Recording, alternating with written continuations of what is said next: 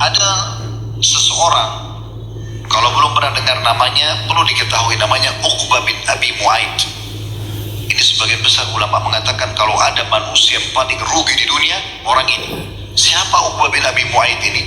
Seseorang yang pernah bersahabat dengan Nabi SAW di Mekah, sahabatnya Nabi.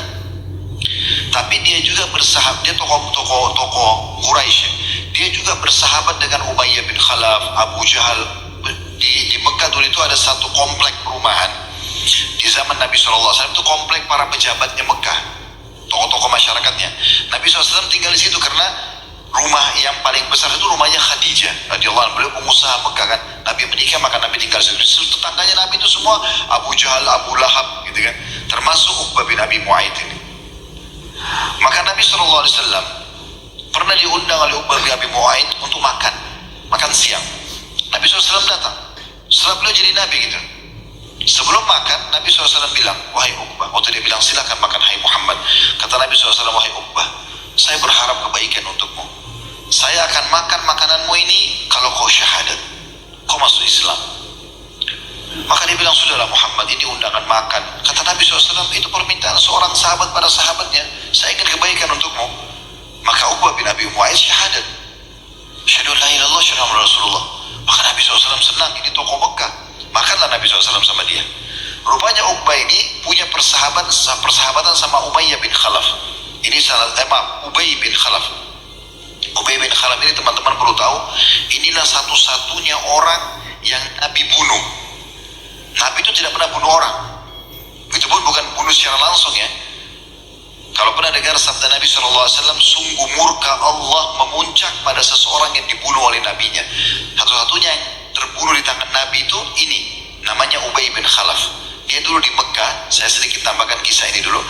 Ubay bin Khalaf ini di Mekah selalu lihatkan kudanya pada Nabi. Lalu dia bilang, hai Muhammad, satu waktu nanti saya akan bunuh kau dengan kuda ini. Maka kata Nabi SAW, insya Allah saya akan membunuhmu nanti. Sudah selesai di Mekah itu. Pas terjadi perang Uhud, di perang Uhud Ubay bin Khalaf ikut. Dan waktu muslimin terpukul mundur ke gunung Uhud karena 43 pemanah Nabi terbunuh, ya kemudian 50 pemanah Nabi terbunuh, 43 di kancah peperangan, 7-nya di atas gunung pemanah. Ini kisahnya panjang tapi jelas terbunuh, pasukan muslimin terpukul mundur. Maka pada saat itu Ubay bin Khalaf ini yang teriak-teriak pada pasukan Quraisy, ayo kita habisi muslimin, bunuh saja mereka. Maka Nabi SAW bilang kepada Ali radhiyallahu anhu, berikan kepada saya sebuah lembing, tombak kecil gitu. Maka kata Ali, maka Nabi SAW mundur, kemudian melempar ke arah Ubay bin Khalaf. Nah Ubay bin Khalaf ini teman-teman dari kepala sampai kaki semuanya besi. Yang ada celah itu cuma di lehernya dia, penyambung pemisah antara topi besi yang dia pakai dengan baju besinya. Itu ada jeda kecil sekali. Itu yang bisa ditebas kalau mau dibunuh dia. Selebihnya semua besi, gak mungkin bisa. Dengan bola matanya saja. Maka Nabi SAW melempar lembing itu, subhanallah, kena dan menggores ya sedikit bagian leher yang terbuka itu. Kata Ali radhiyallahu anhu, Nabi SAW mundur dan melempar lembing tersebut saking kuatnya sampai kami semua terpental. Lalu kemudian jatuhlah Ubay ibn Khalaf ini. Begitu dia jatuh, dia mengatakan membunuhku. Orang-orang sekitarnya datang, kemudian melihat gak ada apa-apa, cuma luka sedikit. Dia bilang kalau Muhammad meludahi saya sekarang mungkin saya akan mati. Ringkas cerita dia pulang ke Mekah, subhanallah betul-betul dia sakit gara-gara sobekan kecil itu. Dan membusuk, akhirnya dia meninggal gara-gara itu. Lalu kata Nabi SAW, sungguh murka Allah memuncak dengan seseorang yang telah dibunuh oleh nabinya. Nah ini satu-satunya orang yang Nabi bunuh nih, Ubay bin Khalaf. Itu pun bunuhnya bukan secara langsung, tapi tadi seperti saya ceritakan. Nah Ubay bin Khalaf ini, kita kembali ke kisah kita tadi, bersahabat sama Uqbah bin Abi Mu'aid. Maka waktu dia dengar Uqbah syahadat, dia bilang, hai Uqbah, kau sudah masuk ke agama Muhammad? Dia bilang, dia sahabat saya, dia ajak saya, katanya kebaikan. Kata Ubay bin Khalaf ini kebetulan dia punya persahabatan juga sama Uqbah dan dia punya bisnis besar sama Uqbah ini. Maka dia bilang, kalau seandainya kau tidak keluar dari agama Muhammad, saya putuskan persahabatan dan saya putuskan juga bisnis kita. Maka kata dia, baiklah, saya akan kufur. Dia bilang, tidak cukup, kau harus datang ucapkan perkataan kekufuranmu dengan Muhammad di depan orang-orang di dekat Ka'bah dan ludahi mukanya Muhammad. Maka apa yang terjadi? Uqbah lakukan. Dia pergi bertemu dengan Nabi, Nabi lagi tawaf di Ka'bah, kemudian dia datang, dia mengatakan, hai Muhammad, sungguh saya keluar dari agamamu. Itu saya ucapkan hanya karena saya mau kamu menjadi tamu saya. Lalu dia ludahi muka Nabi SAW. Apa yang terjadi? Di saat itu Jibril datang membawa firman Allah Subhanahu wa Ta'ala yang masyhur. Ayat ini teman-teman semua orang bisa baca tentunya ya. Ayat ini disebutkan dalam surah Al-Furqan, surah nomor 25 ayat 27 sampai 29. Bunyinya ayat 27-nya, wa yauma ya'addu adh-dhalimu 'ala yadayhi yaqulu ya laitani ittakhadtu ma'ar rasuli sabila. Dan ingatlah nanti orang zalim itu, siapa dia? Uqbah bin Abi Mu'aid. Ayat ini turun khusus buat dia. Nanti orang yang zalim itu kata Allah akan menggigit tangannya di hari kiamat nanti sambil dia mengatakan, sungguh ya coba saatnya dulu aku mengikuti tuntunan Rasul, maksudnya Nabi Muhammad SAW. Dia tidak keluar dari Islam setelah syahadat. Ayat 27, ayat 28-nya, ya laitani lam attakhid fulanan khalila. Coba dulu saya enggak jadikan si fulan sebagai sahabat saya, maksudnya Ubay bin Khalaf. Lalu Allah gambarkan di ayat 29-nya, laqad adallani 'anil dzikri ba'da idh ja'ani wa kana asy-syaitanu lil insani khadula.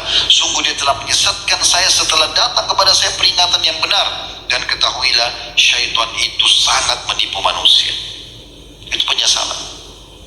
Uqbah bin Abi Mu'aid turun padanya ayat ini sementara dia masih hidup, subhanallah, tapi tidak bermanfaat bagi dia. Allah sudah cap dia akan menjadi orang yang kufur karena dia telah menghinakan Nabi Muhammad SAW. Sebelumnya tentu banyak sekali ya, seperti kasus penyesalan Fir'aun ya, pada saat Fir'aun sudah ditenggelamkan oleh Allah Subhanahu wa Ta'ala di Laut Merah. Nanti setelah dia tenggelam, sudah mulai masuk air banyak di mulutnya, baru dia mengatakan, amantu billadzi amana bihi banu Israel. Saya telah beriman kepada Tuhan yang telah diimani oleh Bani Israel. Allah gambarkan dalam Al-Quran itu ya, dalam surah Yunus surah nomor 10 itu Allah gambarkan tentang bagaimana keadaan Fir'aun di ayat 90-nya sampai 92. Wajawazna bi bani Israil al-bahra fa'atbahum fir'aun wa junuduhu wa bagyan wa adwa. Dan kami lewatkan Bani Israel bersama Musa dari Laut Merah. Lalu Fir'aun datang ingin menindas mereka dengan bala tentaranya.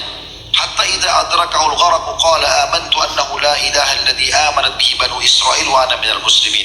Dan pada saat sudah ditenggelamkan, Allah selamatkan Bani Israel sama Nabi Musa. Fir'aun datang di tengah-tengah laut, lalu Allah turunkan air itu. Pada saat dia sudah mulai tenggelam, maka dia mengatakan, aku beriman kepada yang telah diimani oleh Bani Israel dan aku termasuk orang-orang yang berserah diri. Lalu ayat 91-nya Allah mengatakan, al-ana wa qad asaita qablu wa kunta minal mufsidin. Sekarang baru kau mau beriman setelah dulu sebelumnya kau buat kerusakan ya, dan kau termasuk orang-orang yang buat kerusakan. Ayat 93-nya ini mukjizat yang luar biasa. Sampai hari ini teman-teman masih bisa lihat mukjizat ini. Detik ini pun atau setelah bubar ini pun teman-teman ketik di Google bisa lihat mukjizat ini. Allah bilang, al-yawm fal-yawma nunajjika bi badanika litakuna liman khalfaka ayah wa inna katsiran minan nasi an ayatina laghafilun. Hari ini kami selamatkan badanmu. Badan itu maksudnya dari rambut sampai kaki, kuku kaki. Kami selamatkan semua agar menjadi pelajaran bagi orang-orang yang datang setelahmu. Tapi sayang sekali banyak manusia lalai dari ayat-ayat kami. Subhanallah, saya bilang tadi kalau teman-teman pulang, kalau teman-teman ketik di Google saja mumi Fir'aun atau peninggalan Fir'aun kelihatan semua. Dan sampai sekarang masih bisa nampak, bukannya cuma menggeriput saja. 3000 tahun yang lalu ini ceritanya, Allah sudah gambarkan. Dan saya pernah bimbing umrah dengan travel kami, umrah plus Mesir, kami ke Mesir, dan saya masuk ke museum itu bersama jemaah. Ada satu jemaah tanya, Ustaz, ini Fir'aun itu yang mengaku Tuhan? Saya bilang iya, Allah kekalkan sekarang, dan ini Allah benarkan dalam surah Yunus. Tapi penyesalan dia sudah tidak ada gunanya lagi. Nanti dia akan menyesal sekali.